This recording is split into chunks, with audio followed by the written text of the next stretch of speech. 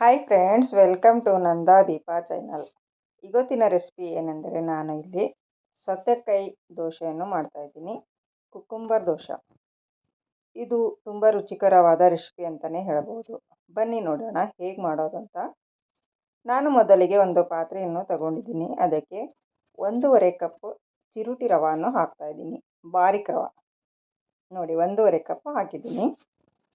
ಅದಕ್ಕೆ 1 ಗ್ಲಾಸ್ ನೀರನ್ನು ಹಾಕಿ ನಾವು ಚೆನ್ನಾಗಿ ಇದನ್ನು ನೆನೆಯಲು ಬಿಡಬೇಕು. ನೋಡಿ, ಈ ಥರ ಎಲ್ಲ ಮಿಕ್ಸ್ ಮಾಡಿ ಇದು ಒಂದು 10 ರಿಂದ 15 ನಿಮಿಷ ನಾವು ಇದು ನೆನೆಯಲು ಬಿಡೋಣ. ಒಂದು ಡಕ್ಕನವನ್ನು ಮುಚ್ಚಿ ಒಂದು ಸೈಡಲ್ಲಿ ಇಟ್ಟುಕೊಳ್ಳೋಣ. 15 ನಿಮಿಷ ಆದಮೇಲೆ ಇದನ್ನು ತೆಗೆದು ನೋಡಿ ಈ ಥರ ನೆಂದಿದೆ. ಎಷ್ಟು ಚೆನ್ನಾಗಾಗಿದೆ ನೋಡಿ, ಮೆತ್ತ ಸ್ಮೂತ್ ಆಗಿದೆ, ಪೂರ ನೆಂದೋಗಿದೆ. ನಾವು ಅದನ್ನು ಮಿಕ್ಸಿ ಜಾರಿಗೆ ಹಾಕಿಕೊಂಡು ನೆನೆಸಿರುವ ರವೆಯನ್ನು ಮಿಕ್ಸಿ ಜಾರಿಗೆ ಹಾಕಿಕೊಳ್ಳಬೇಕು. ನೋಡಿ ಫ್ರೆಂಡ್ಸ್, ಮತ್ತು ಅದಕ್ಕೆ ಒಂದು ಸೌತೆಕಾಯಿಯನ್ನು ತುರಿದು ಹಾಕೋತಾ ಇದ್ದೀನಿ. ಒಂದು ಸೌತೆಕಾಯಿ ಸಾಕಾಗುತ್ತೆ. ಅದನ್ನು ಚೆನ್ನಾಗಿ ತೊಳೆದುಕೊಂಡು ತುರಿದುಕೊಂಡು ಇದಕ್ಕೆ ಹಾಕಿಕೊಳ್ಳಬೇಕು. ಮತ್ತು ಒಂದು ಅರ್ಧ ಕಪ್ ಅಕ್ಕಿ ಹಿಟ್ಟನ್ನು ಹಾಕಿದ್ದೀನಿ.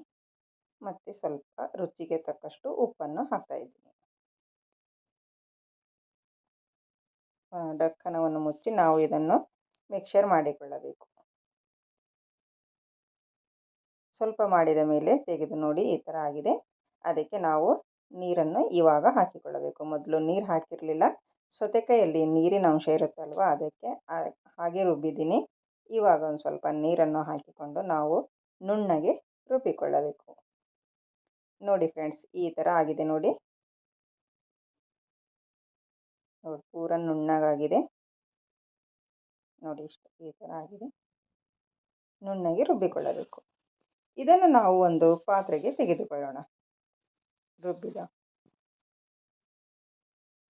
ಹಿಟ್ಟನ್ನು ನಾವು ಒಂದು ಪಾತ್ರೆಗೆ ಹಾಕಿಕೊಂಡು ಅದಕ್ಕೆ ಮಿಕ್ಸಿ ಜಾರಿಗೆ ಸ್ವಲ್ಪ ನೀರನ್ನು ಹಾಕಿ ಅದನ್ನು ಇದರಲ್ಲಿ ಸೇರಿಸ್ಕೊಳ್ಳಬೇಕು.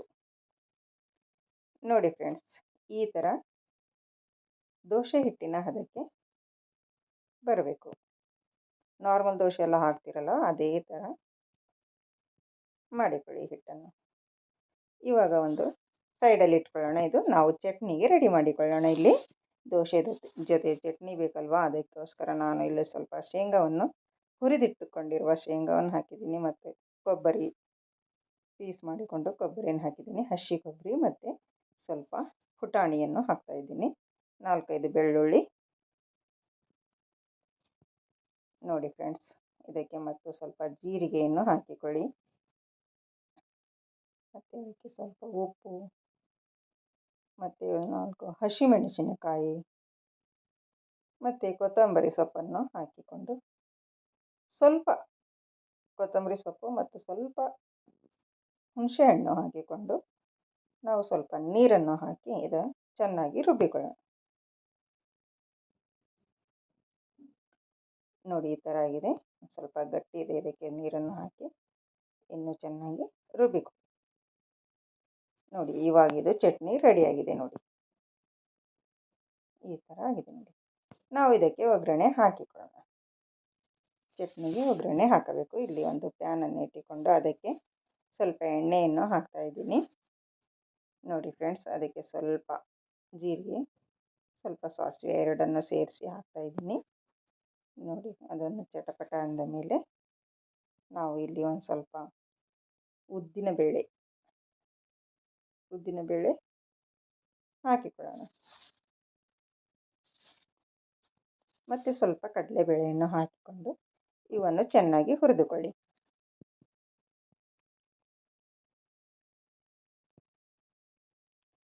ಇವನ್ನು ಎರಡು ಚೆನ್ನಾಗಿ ಎಣ್ಣೆಯಲ್ಲಿ ಹುರಿದುಕೊಳ್ಳಬೇಕು. ನೋಡಿ ಫ್ರೆಂಡ್ಸ್, ಎರಡು ಒಣಮೆಣಸಿನಕಾಯಿಯನ್ನು ಹಾಕಿ ಇದನ್ನು ಕೂಡ ಎಣ್ಣೆಯಲ್ಲಿ ಫ್ರೈ ಮಾಡಿಕೊಳ್ಳಿ.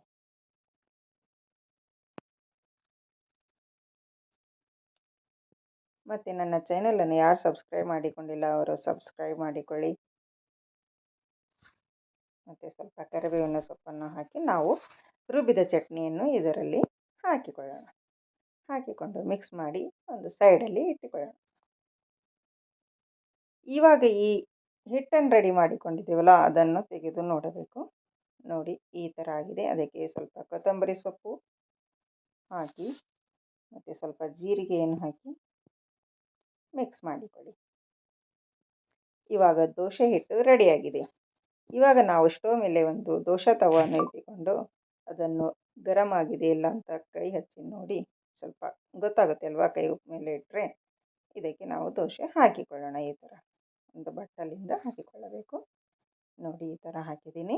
ಅದಕ್ಕೆ ಮೇಲಿಂದ ಸ್ವಲ್ಪ ಎಣ್ಣೆಯನ್ನು ಹಾಕಿ ನೋಡಿ ಈ ಥರ ಎಣ್ಣೆಯನ್ನು ಹಚ್ಚಬೇಕು.